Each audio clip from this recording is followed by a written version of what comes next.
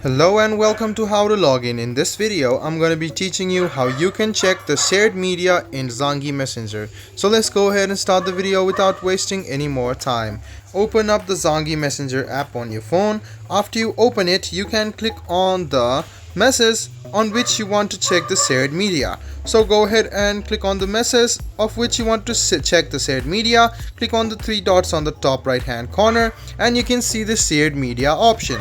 Go ahead and click on shared media and you can see some of the shared media. If you hover around or scroll left, you can see that there are some documents, and the next thing is links. So all of the links, documents and medias which you shared with your group or friend will be shown over here. So all you need to do is click on the chat, click on the three dots and go to shared media, and you can see the media, documents and links which are being shared.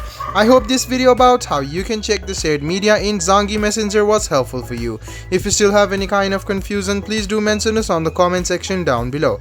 Like the video, subscribe to the channel and do hit the bell button for more. Hope to see you in the next video as well. Until then, goodbye, take care and make sure you enjoy.